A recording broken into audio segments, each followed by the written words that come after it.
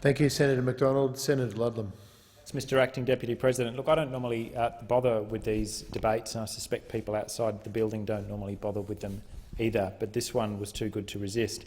The subject of transparency and accountability is one that's very close to my heart, and this is a government that is following, I acknowledge largely, in the footsteps of the government before it and the one before that, of getting the balance between transparency and privacy deliberately and profoundly wrong. I'll speak of transparency first and accountability later.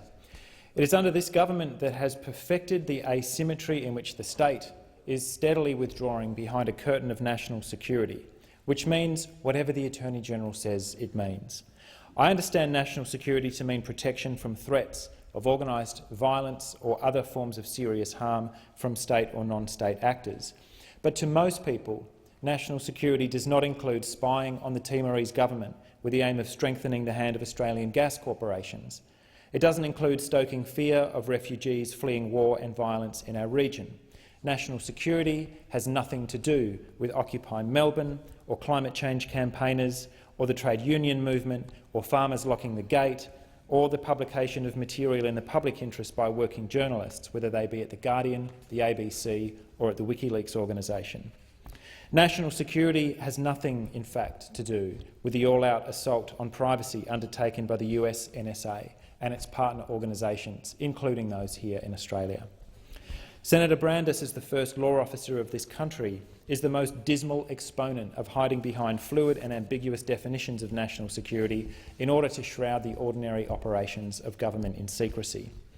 One half of this agenda, demanded with numbing repetition by the same familiar faces in the Attorney-General's department, is massive transparency for ordinary people, data retention schemes and ubiquitous warrantless surveillance that now amounts to more than 300,000 rubber-stamped data requests every single year.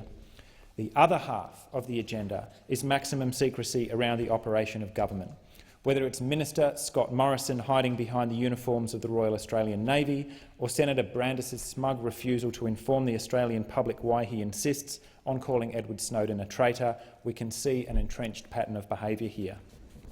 Secrecy for government, transparency for everyone else. It was the cypherpunks who first pointed out the tension between privacy and transparency as long ago as the early 1990s, and the degree to which governments and corporations were deliberately and systematically engaged in tipping the balance in the direction of authoritarianism. Ordinary people have a right to privacy. Governments have an obligation to transparency. I've got a copy here of 1984. This was written by George Orwell in the year 1948 and published in 1949, and it's a vividly realised dystopia in which the surveillance state has become completely ubiquitous. So here's a short passage from early in this profoundly important and disturbing novel. There was, of course, no way of knowing whether you were being watched at any given moment. How often or on what system the thought police plugged in on any individual wire was guesswork. It was even conceivable that they watched everybody all the time, but at any rate, they could plug in your wire whenever they wanted to. You had to did live, from habit that became instinct, in the assumption that every sound you made was overheard and, except in darkness, every movement scrutinised. And I guess we could forgive Mr Orwell for not foreseeing the advent of cameras that see in the infrared spectrum, and now, of course, even in darkness, there is not necessarily any privacy. Ordinary people have a right to privacy, and governments have an obligation to transparency.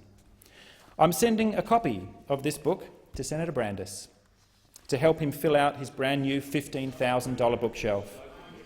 This was intended as a warning, not an instruction manual. So let's hope when it finds pride of place on his $15,000 bookcase that he eventually gets around to reading it. I said I'd get to the subject of accountability because this government thought you'd be accountable at the 2016 general election. So you set about doing all the revolting stuff straight away, presumably to spend the next year or two talking about tax cuts.